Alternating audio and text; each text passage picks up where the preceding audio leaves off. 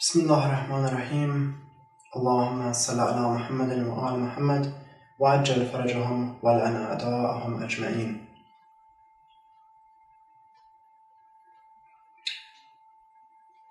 All of the evils have been locked in a room and its key is lying. All of the evils have been locked in a room and its key is lying. This is a saying from Imam Hassan al-Askari, the Prophet's great-grandson and our 11th Imam. What does he mean by the key to all of the evils is lying? I mean, how bad can lying be?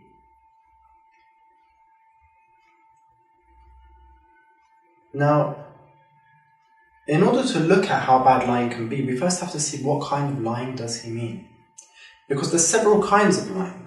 One of the kinds of lying is lying verbally, lying with your mouth. In person, talking to someone, over the phone maybe. However, lying verbally. For example, when you lie for your own benefit, or lying to misguide people. This is one kind of lying. Another kind of lying is lying to others in writing. You write lies. For example, in a business deal, you might write some lies somewhere or lie about certain stock or products or whatever in order to con other people to gain in a financial or wealth way. Or writing and spreading lies to cover or distort the truth. Whether that's formally writing and publishing books or whether that's distorting articles, distorting news in the press. This is all forms of written lies. Another form of lying is lying with your body language, lying with your actions. For example, your parent asks you, "Did you do your homework?" And you nod your head. This is implying yes. But you didn't do your homework, so it's a lie. Lying using the body language or using actions. But these are all trivial forms of lying.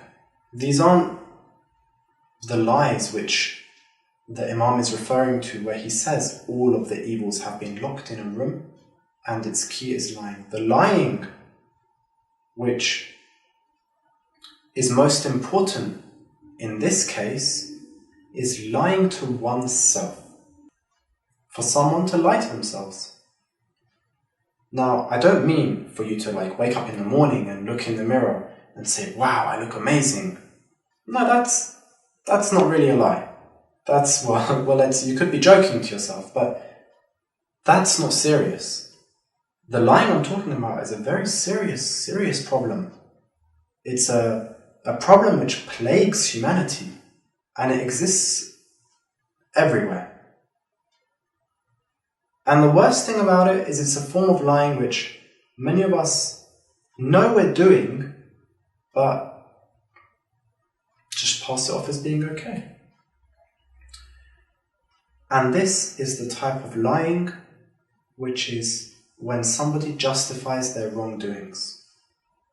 That's the lying which is the key to all sins, to all evils. So what is the effect of somebody lying to themselves, somebody justifying their wrongdoings? To look at the effect, we can look at it from several perspectives, several angles, to fully understand the effect.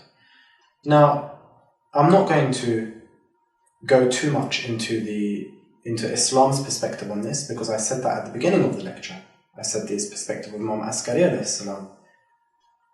And lying has been described extensively by our Imams and our Prophet and by Allah and in the Quran. Lying has been described extensively and it's always been described as one of the greatest sins and a doorway, a gateway to greater sins, a gateway to all the other forms of sins. That's how lying has been described in Islam. But how about Christianity?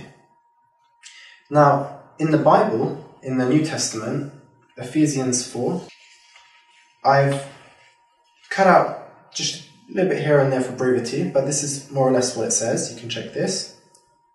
You were taught to put off your old self,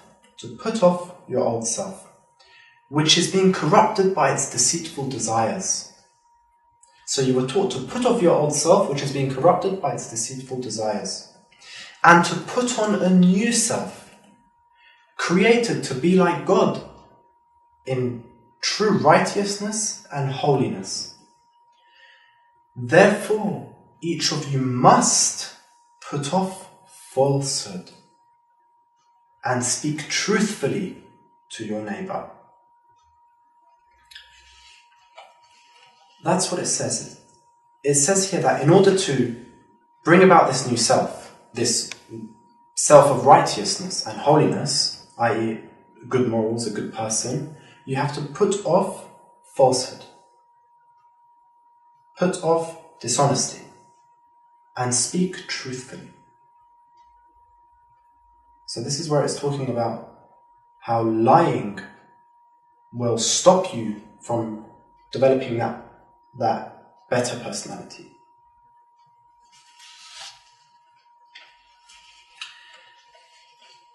But some people claim, even so, maybe people don't have this faith. Maybe people don't believe in Islam. Maybe people don't believe in Christianity. Maybe they don't believe in a religion. And then they turn around and say that, yeah, lying's not great, I know that, but even when I tell myself that what I did that time was okay, I knew it was wrong, and I still know it's wrong. So it doesn't hurt me to lie to myself. It doesn't harm me to lie to myself. People say this, but I say it's wrong. I say that this mentality is wrong, because everyone accepts science. Everyone accepts things based on logic and proof.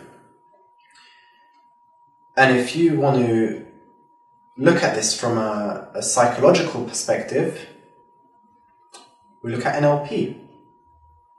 Now, NLP, one of the core laws of NLP is self-hypnosis, which is basically more commonly referred to as self-help, which is when somebody tries to change their way of thinking in order to help themselves. Self-hypnosis. And basically what it is it's the practice of constantly repeating things to yourself until those things become like a second nature to you. They become part of you. Now, you might think, okay, that's a bit daft. How can I can say to myself, I'm Superman, I'm Superman, I'm Superman. It won't make me Superman. Yeah, I agree with what you're saying. But there are certain cases where it does work. And if you want some kind of hard proof for this, you only need to look at medicine trials. In certain medicine trials, they have this the real medicine, and they have a placebo, a fake medicine, it's a pill that looks identical to the original, and the patient, the test person that they give it to, doesn't know the difference between the two. They think both of them are the original pill. But when one patient is given the fake pill, which doesn't have an effect, and the other one is given the real pill, which has the real medicine. And they often see that in these trials, people who eat the placebos, the fake pills, often also experience some kind of effects that was in the original pill. Because they were told that having this pill will make you feel like this, mentally, they're believing in it. They're believing that having this pill will make them like this. And that's why, even though the pill has no medicine in it, it does have, to some extent, an effect on their body. This is the power of the mind. So, back to the point of the NLP perspective of lying to oneself, if somebody goes out and performs an indecent act, they act rude to another person, and they say it wasn't my fault, I never did anything wrong, even though they know they did, what they're doing here is they're effectively teaching themselves, hypnotizing themselves into thinking what they did was right, into thinking that there was no problem with that. Even though they know there was a problem with it, they're telling themselves that there was no problem with it. It's a form of self-hypnosis.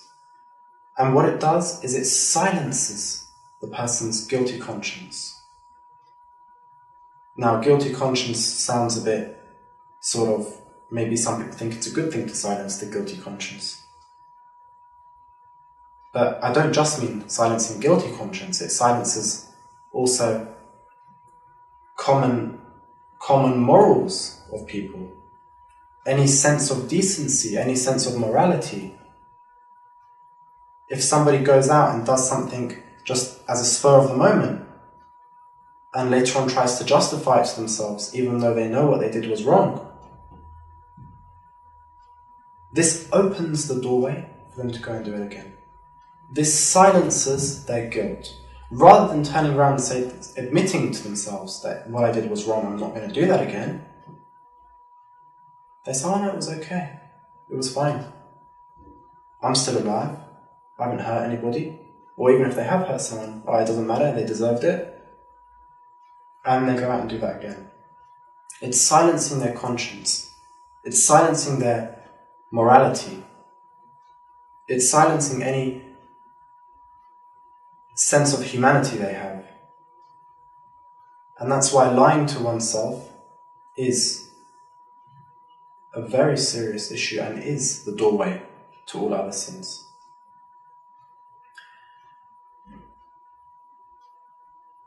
You see, everyone in their own way has experienced this before and is aware of this. You often hear people saying, for example, how does that person manage to do this? How does that person sleep at night after they do this? How can they live with themselves? But these people, when they go and look at themselves in the mirror, they don't see someone who's an evil person. They don't see them for who they really are. They don't see the evil in themselves. Why?